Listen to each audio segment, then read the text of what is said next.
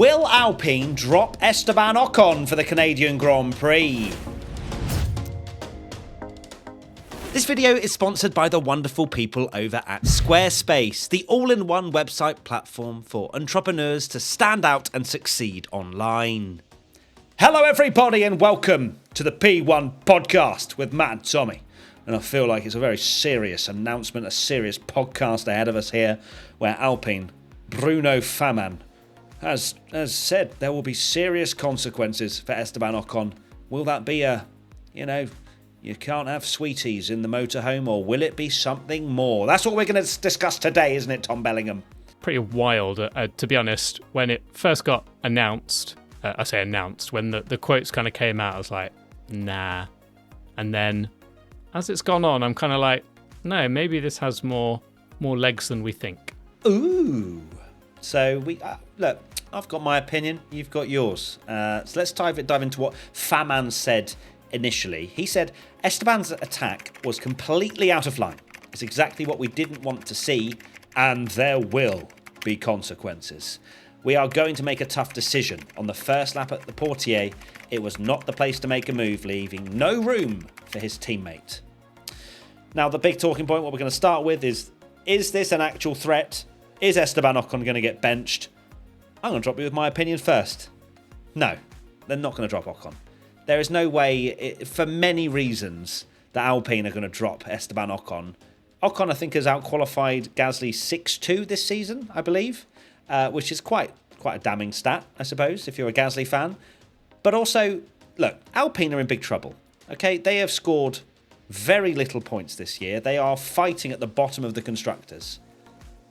Benching one of your best drivers to put in, Jack Doohan or Mick Schumacher potentially or whatever, is just makes no sense to me. And then you look and think contractually. Does it have in Ocon's contract, if you make contact with your teammate on lap 1, we can bench you? I highly doubt it, which means that will most likely be some kind of breach of contract as well, which will cost millions. So why would Alpine do that over, yes, an incident, but we've seen much worse in Formula 1. And it's not like they're fighting for the World Championship either. So that's kind of my top line thoughts. It's no chance. Have you ever dreamt of owning your own website, but never thought that you had the right skills or coding knowledge in order to have one? Well, let me introduce you to Squarespace, a place where you can build a website with absolutely no coding knowledge required. Start with a best-in-class website template and customize every design detail with reimagined drag and drop technology for desktop or mobile. What's better too is that you can create one for free and only start paying once you decide to go ahead and publish your website. So what are you waiting for? Head to squarespace.com/P1 to save 10% off your first purchase of a website or domain using the code P1. My opinion after the race was no chance. Now I'm kind of like 65%, 70% sure it's not going to happen.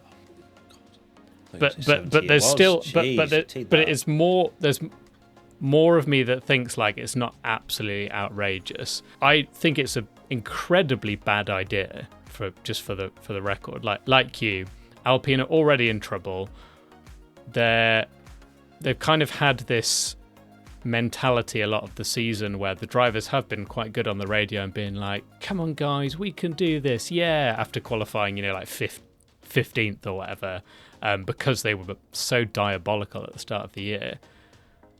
But it is also Alpine, and they are a bit of a chaotic team, and they make crazy switches. They've gone through so many drivers and personnel and stuff recently that I don't think it is completely out of the question that Alpine could make a snap decision, particularly based on my thoughts and also hearing like rumours of like Ocon's position in the team and his future there anyway, which sounds like it's game over. Because even before I heard that, I thought this is probably going to mean it's game over for Ocon anyway.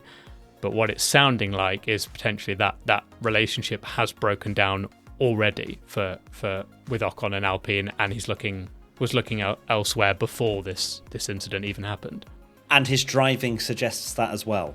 It's not like Ocon is willing to play the team game, really. I know that he has had previous with other teammates as well, and that has just generally been his driving style. But also, it would suggest that perhaps Alpine is not his place after 2024. What I will say, though, is that Alpine have put themselves in another bit of hot water in the sense of Bruno Faman, who's clearly been enraged and then talking to media after the race or during the race. I don't know exactly when these quotes were taken.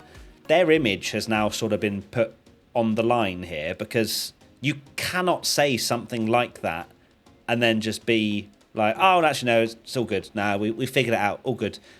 He said there will be consequences. That is one short of you're fired, basically, to the public. This is not behind closed doors. This is not him giving him a serious talking to in his driver room. This is to everybody. So if Alpine then just brush it under the carpet, they will look like fools. I think the bigger quote is not just there will be consequences, which I think is the quote that's been out. It's we are going to make a tough decision. Like that's not there'll be consequences in sit down naughty boy. Like, we're having to make a decision on something. That does make it sound like they've gone, yeah, we are going to bench him. So you're right. Well, I think it's more probably translated to they have to make a difficult decision of do we bench him or not. But either or, it's still, they put themselves in this situation now by Bruno Faman saying this. He could have just been like, I'm going to deal with this. We'll talk to my driver, which is what a lot of team principals do. But I think that the way Faman has reacted to this shows that it's not just this isolated incident, but the fact he is probably panicking at how bad Alpine are doing. Look at Drive to Survive that we saw in the latest season and how they were losing their minds about being fifth in the constructors. I can only imagine what it's going like, or what it is like to be there at the moment. So we'll go to the first question, which is from Flow_circuit. Was this the worst move we've seen between the two of them? Or is the benching threat a threat because it's happened too many times? Worst move? Mate, probably. Look, they've not been teammates for that long, so we don't have a catalogue of moves that have happened between them. But in terms of the agreement, the understanding going into the race, and then the breaking of that trust between Ocon and Gasly, and the fact that they've clearly agreed that they will hold position, probably yes. Yeah, I think so. I've seen a lot of people online, maybe like fans of Ocon or kind of defending him, which I think is a very extreme reaction, the way they've done it, because after the incident in Australia where the two crashed, it was kind of, I don't remember, like this is absolutely outrageous, and we talked about Gasly's unsafe rejoin, and they didn't kind of go, what are they doing? Like, there will be consequences, all this kind of stuff. And I think a lot of people have bought, like, Ocon supporters have gone, well, when Gasly crashes into Ocon, you just go, oh, we'll sort it out. And then when Ocon crashes into Gasly, we have this whole, like, massive thing, and we're going to bench him and all this kind of stuff. I think the difference between the two incidents is one was in the final lap of a chaotic Grand Prix that was like, loads of people went off. But Ocon's, the fact that they've had a discussion beforehand of hold your positions, whoever's ahead, just that's the situation we're going with here. For then Ocon to make that move is probably what's annoyed them so much.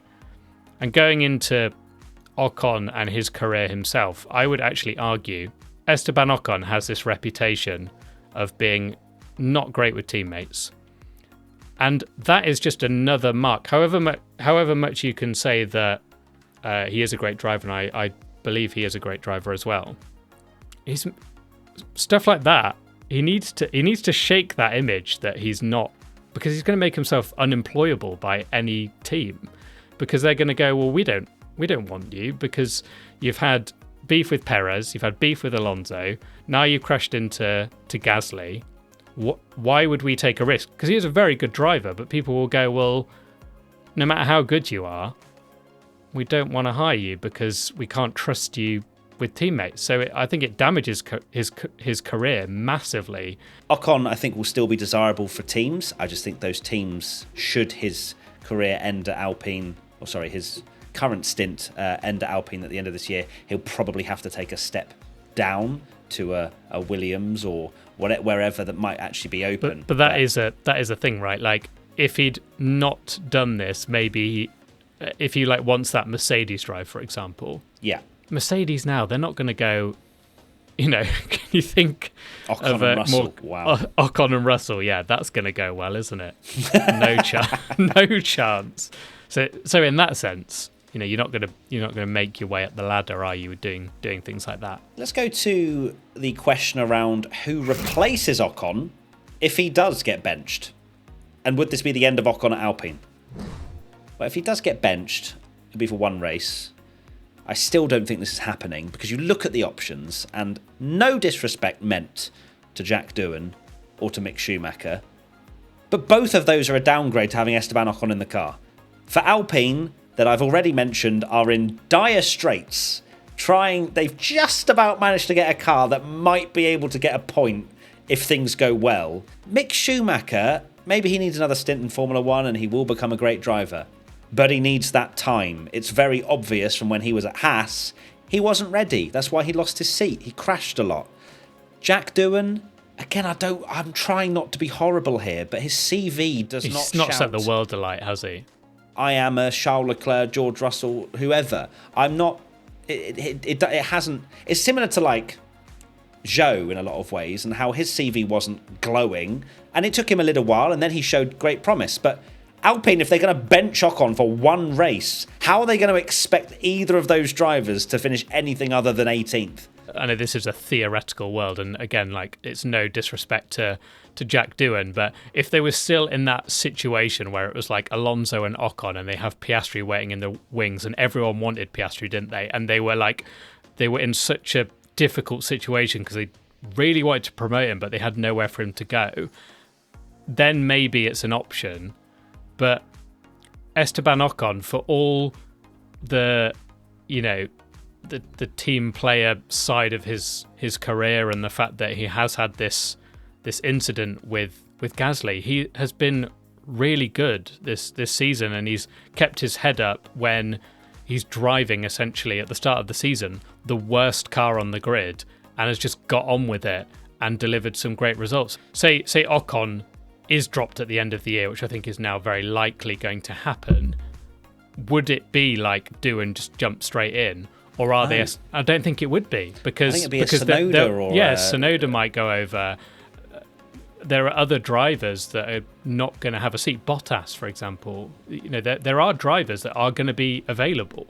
So it is a risk to promote Doohan. It doesn't seem like the better option. But what I will say is, I think the bench thing, I think it's more likely that Ocon is dropped completely than getting benched for a race. I don't see how that works, that they can just say, no, you're not.